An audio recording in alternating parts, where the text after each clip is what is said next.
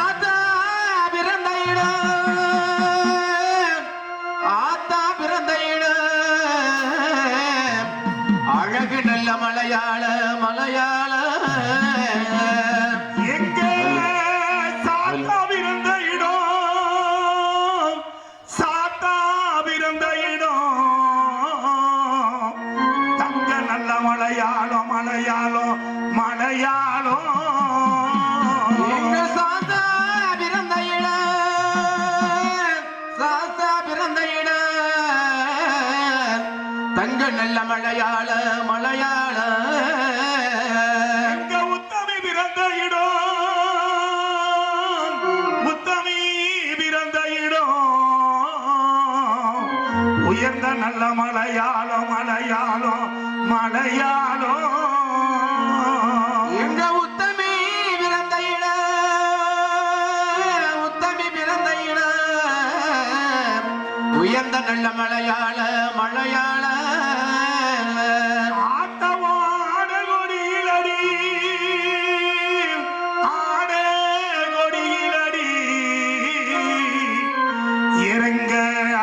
பட்டி சாத்தாயம்மா ஓ ஆபரணம் பெட்டியிலே பெட்டியிலே பெட்டியிலே ஆடகுடியிடடி ஆடகுடியிடடி எங்க அரசப்பட்டி சாத்தாயம்மா ஓ அழகு நக பெட்டியில பெட்டியில ஆத்தவோ சேல கொடியிலடி சேலே கொடியிலடி அரசம்பட்டி சாத்தாயம்மா ஓம் செல்ல நக பெட்டியிலே பெட்டியிலே பெட்டியிலே சேலகுடியிடடி சேலகுடியிடடி எங்க அரசப்பட்டி சாத்தாயம்மா ஓ சில்வ நக பெட்டியில பெட்டியில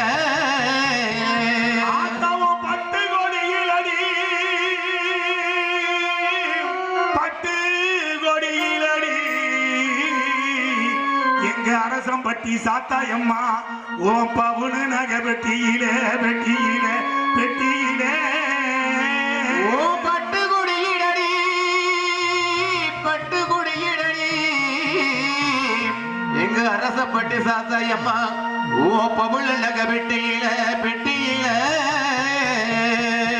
ஆத்தானா கூப்பிட்டழைக்கிறது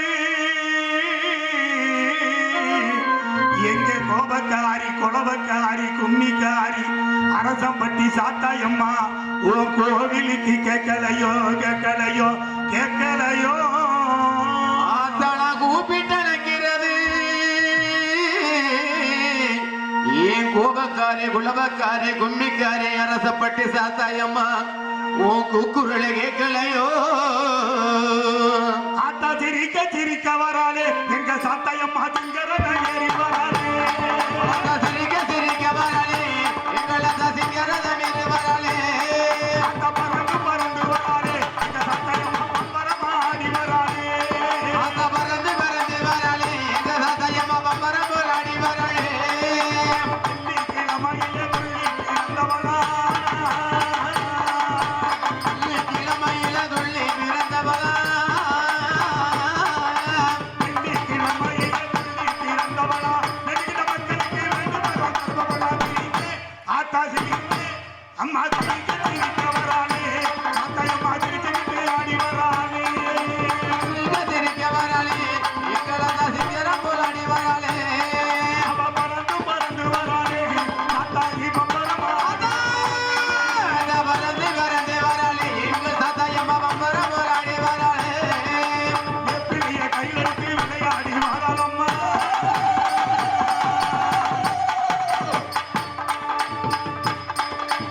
எப்படிய கையெடுத்து விளையாடி வாழாலம்மா தகத்தலகியது தத்தலைய கொடி வாழா சிரிக்க ஆத்தா பறக ஆத்தா சிரிக்க சிரிக்க பறக பறக சிரிக்க சிரிக்க வராளே எங்கள சிங்கரம் போல வராளே அம்மா பறந்து பறந்து வராளே சாத்தாயி பம்பரமா ஆடி வராளே ஆத்தா பறந்து பறந்து வராளே எங்க சாத்தாயம்மா பம்பரம் போராடி வராளே பிள்ளை வரம் கேட்பவர்க்கு பிள்ளை வரம் கொடுப்பவளா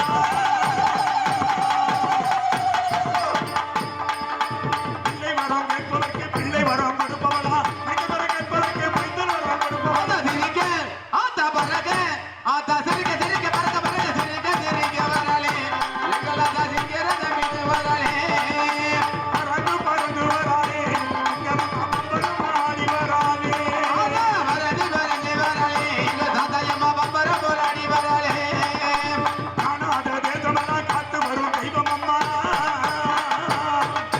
காணாத தேசமெல்லாம் காத்து வரும் தெய்வமம்மா காத்த காணாத தேசமெல்லாம் காத்து வரும் தெய்வம் அம்மா கையெடுத்து வணங்குகிறேன் கையெடுத்து வணங்குகிறேன் ஆத்தா சிரிக்க ஆத்தா பறக ஆத்தா சிரிக்க சிரிக்க பறக பறக சிரிக்க சிரிக்க வராளே எங்கள சிங்கரம் மீது வராளே அந்த பறந்து பறந்து வராளே எங்கள் பம்பரம் ஆடி வராளே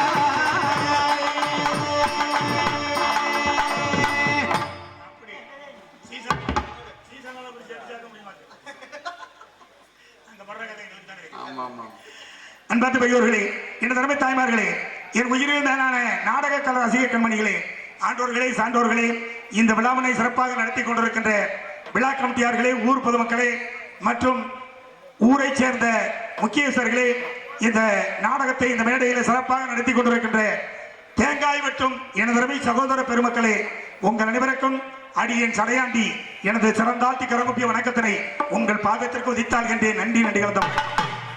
ஆயக்கலைகள் 64லும் இந்த மேடை நாடக கலையை சிறந்தது என்று பல அறிஞர்கள் இதற்கு சான்றளித்திருக்கின்றார்கள். எப்படின்னு பார்த்தா இன்னைக்கு எத்தனையோ கலைகள் புதுசு புதுசா வரும், ஒண்ணு போயிடும். ஒரு காலத்துல பொம்மலாட்டம் இருந்துச்சு, அது இப்ப எங்கேயாவது இருக்குதா? இங்கெல்லாம் பார்த்திருக்க வாய்ப்பே இல்லை, நாங்க பார்த்திருக்கோம். ஆக பொம்மலாட்டம்னு ஒரு கலை இருந்துச்சு, அது மறைஞ்சே போயிருச்சு. அதுக்கப்புறம் என்ன வந்துச்சு? இந்த கோலாட்டம், கும்மி ஆட்டம், தேவராட்டம், ஒயிலாட்டம், மயிலாட்டம், கிராமப்புற நாட்டுப்புற நடை கிராமிய நிகழ்ச்சி இன்னைக்கு எங்கேயாவது இருக்குதா? எல்லாம் ஒளிஞ்சு போச்சு. இப்ப கும்மி அடிக்கிறாங்க. எப்படி அடிக்கிறாங்க? இவங்க பாட்டை போடுறாங்க, வாடி வாரா மாதிரி ஆடி வர்றாங்க. அவங்க பூரா ஊர்ல தப்பு கொட்டிக்கிட்டு மாதிரி ஆடுறாங்க. அதான நடக்குது எல்லா ஊர்லயும். பாட்டு பாடி கும்மி அடிக்கணும். ஒரு விஷயம் தெரியுங்களா? இது எதுக்காக கும்மி அடிக்கிறது? கிராமப்புற கோயில்கள்ல காப்பு கட்டியாச்சுன்னா 8 நாளைக்கு பாட்டு பாடி கும்மி அடிப்பது வழக்கம் நம்ம கிராமங்கள்ல. அது எதுக்குன்னா 3 சத்தம் மட்டும் தேவலோகத்துக்கு கேட்கும். கீழே எத்தனை பாக்ஸ் வச்சு இவங்க மைசெட்டு போட்டாலும் கேட்காது, நம்ம கழுதையா கத்தினாலும் மேல கேட்காது. 3 சத்தம் கேட்கும். என்னன்னு தெரியுமா? கைதட்டுற கும்மி சத்தம் 1, குலவை போடுற சத்தம் இவர் போட்டார்ல, ஆமா குலவை போடுற சத்தம் 2. தேவ துந்தினி அதுக்கு பேரு அப்படின்னா என்ன? உரிமை. உரிமை உரிமை உரிமை இருக்குல்ல, அது தேவ துந்துமி. அதுக்கு பேரு உரிமை அல்ல, தேவ துந்துமி. அந்த 3 சத்தம் மட்டும் தேவலோகத்துக்கு கேட்குமா. அப்ப நம்ம கிராமத்துல காப்பு கட்டி கும்மி அடிக்கும் போது இந்த கும்மி அடிக்கிற சத்தம் கிராமத்துக்கு கேட்கும்.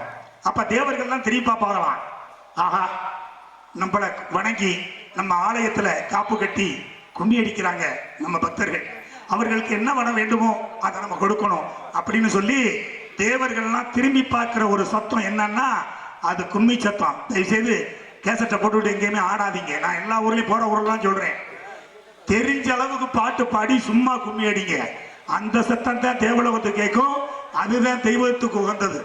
ஆக இப்ப ஒலிபெருக்கி இவ்வளவு மைசெட் வச்சு போட்டிருக்காங்கல்ல, இவர் குலவை போட்டோன்னே எல்லாத்தையும் அவுட் ஆக்கிடுச்சா, வாசிக்கிறது பாடுறது எல்லாத்தையும் காலி பண்ணிருச்சா. அந்த குலவைக்கு அவ்வளவு மகிமை. அவர் குலவை போட்டோன்னு எல்லாம் க்ளோஸ் ஆயிடுச்சு. கவனிச்சப்ப அவர் சொத்தை மட்டும்தான் கேட்கும், குலவை மட்டும்தான் கேட்கும், எல்லாமே மட்டும்தான் கேட்கும். நாங்க பாடுறது வாசிக்கிறது ஒண்ணோட கேட்காது. ஆக அந்த குலவை சத்தமும் தேவலோகத்துக்கு கேட்குமா. அப்ப அதனாலதான் பயிர் நடும்போது குலவை போடுவாங்க பாட்டு பாடி. அது எதுக்கு?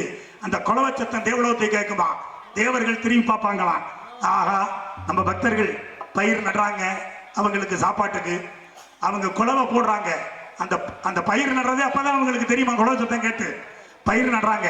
அதை நம்ம அவங்களுக்கு விளைய வச்சு கொடுக்கணுங்கிற எண்ணம் தேவர்களுக்கு வரணும். அதுக்குத்தான் பயிர் நடுற இடத்துலயும் குலவை போடுறது. ஒரு சத்தம் போட்டாலும் அவங்க திரும்பி பார்த்து அந்த பயிரை விளைய வைப்பாங்கிற ஐதீகம் இன்றைக்கும் கிராமப்புறங்கள்ல இருக்குது. எதுக்கு குலவை போடுறோம்னு தெரியாம வயலுக்குள்ள மொத்தத்துல குலவை போடுவாங்க, தேவர்கள் திரும்பி பார்ப்பாங்க. ஆக அப்படிப்பட்ட இந்த குலவை கும்பி எல்லாம் போச்சு. ஒரு காலம் அது வந்துச்சு, அது போச்சு. அப்புறம் என்ன வந்துச்சு? சினிமா வந்துச்சு. இப்ப சினிமாவை அப்ப இங்க இருந்து நீங்க எல்லாம் நத்தத்துக்கு வருவீங்க, இல்ல பாலமேடு எங்கிட்ட தேட்டர் இருக்கு எனக்கு தெரியாது, அங்கெல்லாம் போறது வழக்கம். கட்ட வண்டியை கட்டி விட்டு 2:30 மணிக்கெல்லாம் கிளம்புவாங்க. எதுக்கு? சாமி படம் போட்டிருக்காங்க பார்க்க போகணும்னு. குடும்பம் குடும்பமா போகும். இப்ப யாராவது சினிமாவை தேடி போடமா? அது எல்லாம் தியேட்டர்ல ஓடி, இப்ப திரைக்குள்ள வீட்டுக்குள்ள டிவியில ஓடி, இப்ப எல்லாம் செல்லுக்குள்ள போயிருச்சு, வலதுக்குள்ள வந்துருச்சு. ஆக அதுவும் போச்சு. அப்புறம் என்ன வந்துச்சு? மேடையில ஆடல் பாடல் ரெக்கார்ட் டான்ஸ் வந்துச்சு. இவங்க பாட்டை போடுவாங்க, மேடையில ஆடுவாங்க. இப்ப அதுவும் போச்சு. இப்ப என்ன வந்திருக்குது? ஆடலும் பாடலும் வந்திருக்குது. ஆடலும் பாடலும் வந்திருக்குது. அதுக்குன்னு ஒரு கூட்டம், அந்த கிரவுண்ட் எல்லாம் பத்தாது. ஆக ஒண்ணு போகுது, ஒண்ணு வருது, ஒண்ணு போகும், ஒண்ணு வரும். ஆனா நீங்க யோசிச்சு பாருங்க, அந்த சிமிலி விளக்க பிடிச்சுக்கிட்டு நாடகம் ஆட காட்டினதுலயே கரண்ட் எல்லாம் இல்லாதப்போ, ஜெனரேட்டர் இல்லாதப்போ, வெறுமனா சிமிலி விளக்க பத்த வச்சு தீப்பந்தத்தை வச்சுக்கிட்டு வெறுமனா கத்துற காலத்துல இருந்து நாடகம் இன்றைக்கு வரலையும் நிலைச்சு நிக்குது. அப்படிப்பட்ட ஒரு சிறந்த கலை என்ன? மேடை நாடக கலை தான். அப்படி நிரந்தரமான ஒரு கலை. அப்படிப்பட்ட இந்த நிரந்தரமான எங்களுடைய இசைக்கலையை தொழிலாக ஏற்று உங்கள் முன்னால் நாடகமாக நடிக்க வந்திருக்கின்றோம். எங்களுடைய இந்த ஸ்ரீ முத்தாலம்மன் என்று சொல்லக்கூடிய நாடகத்தில் எத்தனையோ குற்றங்குறைகள் இருக்கலாம், அதையெல்லாம் மன்னித்து விடிய வரை எங்களுடைய நாடகத்தை கண்டுகளிக்கும்படி என்னுடைய சார்பாகவும் நாடகத்தினுடைய அமைப்பாளர் வித்தியாசமான எங்களுடைய அருமை சகோதரன் நமது பெரிய முளை, அந்த முளையூருக்கு விளக்கமும் சொல்லுவாங்க, பெரிய முளையூரை சேர்ந்த AP கும்பராஜா சிரிப்பு நடிகர் கலைக்கலைவின் சார்பாக என்னுடைய நெஞ்சார்ந்த நன்றியை தெரிவித்துக் கொண்டு என்னுடைய பணியை துவங்குகின்றேன். நன்றி, வணக்கம்.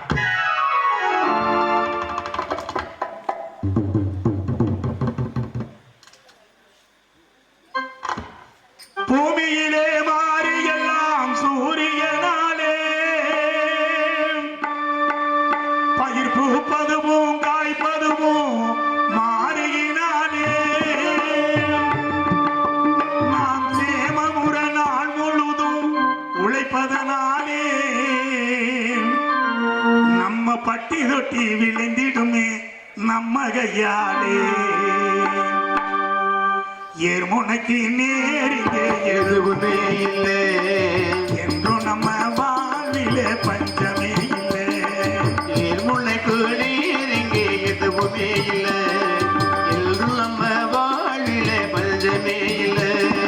பூமியிலே மாறி எல்லாம் சூரியனாலே, பயிர் பூப்பதுவும் காய்ப்பதுவும் மாறியினாலே, நாம் சேமமுற நாள் முழுதும் உழைப்பதனாலே இந்த பட்டி தொட்டி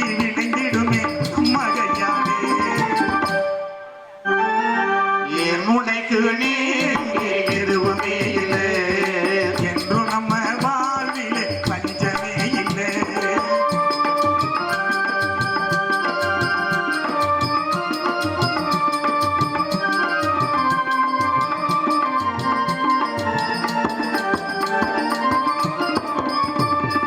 வெற்றி வேர்வை சிந்தினோமே முத்து முத்தாக, அது நெல்மணியாய் விளைந்திருக்கு கொத்து கொத்தாக. வெற்றி வேர்வை சிந்தினோமே முத்து முத்தாக, அது நெல்மணியாய் விளைந்திருக்கு கொத்து கொத்தாக. பக்குவமாய் அறுத்து அதை கட்டு கட்டாக, பக்குவமாய் அறுத்து அதை கட்டு கட்டாக பகர் நீக்கி குவித்திடுவோம் முத்து முத்தாக. என் முனைக்கு நீர் இங்கே எதுவுமே இல்லை என்று நம்ம வாழ்விலே பஞ்சமே இல்லை.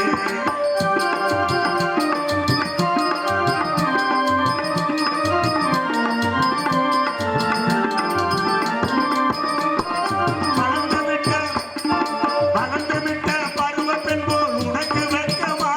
தலை வளைந்து சும்மா பார்க்கின்றாய தலையின் வெட்கமா? வளர்ந்துவிட்ட பருவ பெண் போல் உனக்கு வெட்கமா? தலை வளைந்து சும்மா பார்க்கின்றாய தலையின் வெட்கமா? வளர்ந்துவிட்ட தாய்க்கு தரும் ஆசை முத்தமா? விட்ட தாய்க்கு தரும் ஆசை முத்தமா வளர்ந்துவிட்ட தாய்க்கு தரும் ஆசை முத்தமா? என் மனைக்கு வர காத்திருக்க நீ என் சொத்தமா? என் முனைக்கு நீர் இங்கே எதுவுமே இல்லை என்று நம்ம வாழ்விலே பஞ்சமே இல்லை. ஏமுனைக்கு நீர் இங்கே எதுவுமே இல்லை என்று நம்ம வாழ்விலே பஞ்சமே இல்லை அடியேன் சிவபெருமானுடைய மகன். என்னடா இது புதுக்கதை ஆரம்பிக்கிறேன்னு நினைக்க கூடாது. சிவபெருமானுடைய மகன்னா விநாயகர், முருகன், இது எல்லாருக்கும் தெரியும். இவனும் சிவபெருமானுடைய மகன் அப்படின்னு ஆரம்பிக்கிறானே, உண்மையிலேயே நான் சிவபெருமானுடைய மகன் தான். எப்படி என்றால் விநாயகரும் முருகனும் பார்வதியினுடைய பிள்ளைகள், ஆதிபராசக்தியினுடைய பிள்ளைகள். நான் யாருடைய மகன்னா சிவபெருமானுடைய சடையில் இருக்கிறார்கள் அல்லவா கங்காதேவி. அந்த கங்காதேவிக்கும் சிவபெருமானுக்கும் மகனாக பிறந்தவன் தான் சடையாண்டி. நான் பிறந்தது எங்கன்னா எங்க அம்மா எங்க இருக்காங்க? போயிட்டு வாங்க.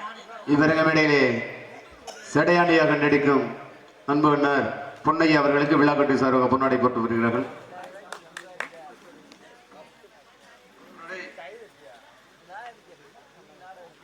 எனக்காக பொன்னாடை பொருத்தி கௌரவப்படுத்திய தேங்காய் வெட்டும் எனது அருமை சொந்தங்களுக்கும் மற்றும் கிராம முக்கியஸ்தர்களுக்கும் ஊர் பொதுமக்களுக்கும் என்னுடைய சார்பாகவும் நாடகத்தினுடைய அமைப்பாளர் மலையூரைச் சேர்ந்த ஏ.பி. கும்பராஜா அவர்களுடைய சார்பாகவும் நெஞ்சார்ந்த நன்றி கலந்த வணக்கம். ஆக சிவபெருமானுடைய சடையில் இருக்கின்றார்கள் அல்லவா கங்காதேவி.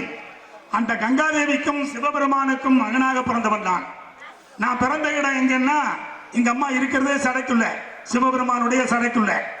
நான் பிறந்த இடமும் சடைக்குள்ளதான். அதனால எனக்கு சடையாண்டி என்ற பெயர் நாமத்தை இட்டு நாளொரு மேனியும் பொழுதொரு வண்ணமுமாக வளர்த்து வருகின்ற வேளையிலே என்னுடைய தந்தை சிவபெருமானுக்கு பாத பூஜைகள் பணிவிடைகள் செய்து வருவது என்னுடைய பணியாக இருந்தது. எப்படி என்றால் தினமும் கைலாய மலையிலே காமதேனு பசுவை அறுத்து அதை கரியாக சமைத்து என்னுடைய தந்தை சிவபெருமானுக்கு படையலிடுவேன். அதை அவர் ஆவியாக உட்கொண்டு ஏப்பமாக எடுத்து என்று ஊதி வா என்று வரவழைப்பார். அந்த காமதேனு பசு மீண்டும் உயிரோடு வந்து படுத்திருக்கும். எது நான் அறுத்து சமைச்சல்ல, அந்த காமதேனு பசு மறுபடியும் உயிரோடு வந்து படுத்திருக்கும். பிறகு மீண்டும் மறுநாள் அதே காமதேனு பசுவை அறுத்து கரியாக சமைத்து என்னுடைய தந்தை சிவபெருமானுக்கு படையலிடுவேன். அதை அவர் வழக்கமாக ஆவியாக உட்கொண்டு ஏப்பமாக ஊதி வா என்று வரவழைப்பார். அந்த காமதேனு பசு உயிரோடு வந்து படுத்திருக்கும். இது வழக்கமாக நடந்து கொண்டிருந்தது. ஒரு நாள் என்னுடைய தந்தை சிவபெருமானாகப்பட்டவர் 14 லோகத்தில் இருக்கின்ற எறும்புக்கடை 84 லட்சம் ஜீவராசிகளுக்கும் படியளந்து வருவது என்னுடைய தந்தை சிவபெருமான். அப்படி படியளந்து வருவதாக சொல்லிவிட்டு பூலோகத்திற்கு வந்து விடுகின்றார். அந்த நேரத்திலே நான் கைலாய மலையிலே காமதேனு பசுவை அறுத்து கரியாக சமைத்துக் கொண்டிருக்கின்றேன். அப்படி சமைத்துக் கொண்டிருக்கும் பொழுது எனக்கு ஒரு குறுக்கு புத்தி. என்னன்னா, எங்க அப்பா எங்க போயிருக்காரு? பூலோகத்துக்கு வந்துட்டாரு. எறும்பு கடை 84 லட்சம் ஜீவராசிகளுக்கும் படியளப்பதற்காக. அப்ப அவர் இங்க இல்லை இல்லவா? அவருக்கு தெரியாம தினைக்கு நம்ம சமைச்சுதான் போடுறோம். அவர் ஆவியா உட்கொண்டு எப்பமா எடுத்து ஊதிவான்னு வளவரைக்கிறாரு. இந்த பசு வந்துருது. ஆக ஒரு நாளைக்கு நம்ம கொஞ்சம் சாப்பிட்டு பார்ப்போமே என்று அவர் இல்லை என்று நினைத்து என்னுடைய நகைக்கண்ணிலே சிறிது கரியை மறைத்து, அந்த காமதேனு பசுவினுடைய கரியை மறைத்து எனக்காக எடுத்து சென்று விட்டேன். சாயங்காலம் கைலாய மலைக்கு என்னுடைய தந்தை வருகிறார்கள். எப்போதும் போல அந்த காமதேனு பசுவை